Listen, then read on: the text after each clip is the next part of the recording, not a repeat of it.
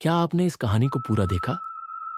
अगर नहीं, तो कृपया पूरी कहानी देखिए और चैनल को सब्सक्राइब जरूर कर दीजिए।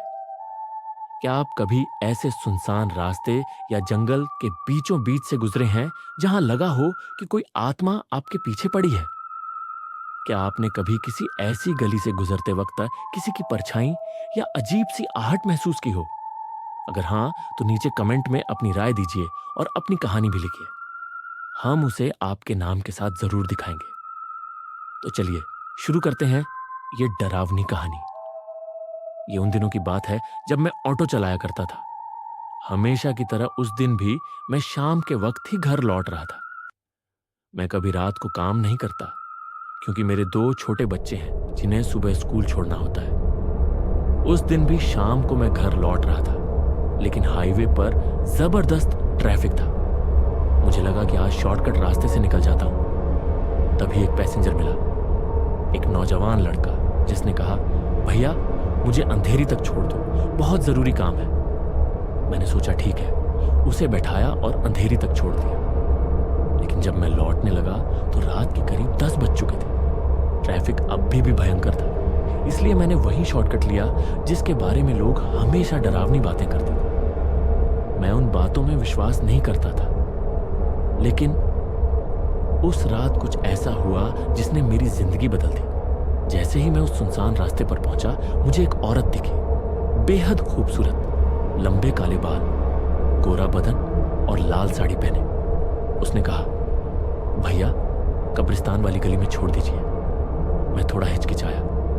आप इतनी रात में यहां क्या कर रही हैं? मैंने पूछा। उसने कहा, मुझे अभी तक कोई ऑटो नहीं मिला, कोई गाड़ी नहीं रुकी, बहुत देर हो गई है। मैंने ज्यादा सवाल नहीं किए और उसे बैठा लिया। लेकिन जैसे ही मैंने ऑटो चलाया, मैंने मिरर में उसका चेहरा देखने की कोशिश की। उसका चेहरा धुंधला सा लग रहा था, साफ नहीं दिख रहा था। मैंने ध्यान नहीं दिया। जब हम कब्रिस्तान के पास पहुंचे, मैंने कहा, मैडम आपका रास्ता आ गया, आप उतर जाइए।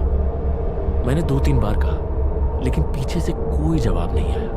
मैंने धीरे से पीछे मुड़कर देखा और मेरा खून जम गया। वो औरत गायब थी। ऑटो में कोई नहीं था। मैं डर के मारे पसीने पसीने हो गया। जैसे ही मैंने ऑटो दोबारा स्टार्ट करने की कोशिश की, वो चालू ही नहीं हुआ। तभी अचानक कहीं से एक औरत की चीखने चिल्लाने की आवाज आई, बचाओ, कोई है, प्लीज हेल्प मी। मैं डरते डरते उस आवाज के पीछे गया और खुद को कब्रिस्तान में पाया। वहां एक टूटी हुई कब्र से आवाज आ रही थी, कब्र काली, टूटी हुई, अंदर अंधेरा, और आवाज लगातार आ रही थी। मैं बुरी तरह घबरा गया और कुछ भी पढ़ना शुरू कर दिया। याद आया, वो पढ़ने लगा।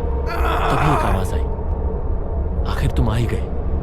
मैंने कांपते हुए पूछा, तुम कौन हो? मैं तुम्हें जानता भी नहीं।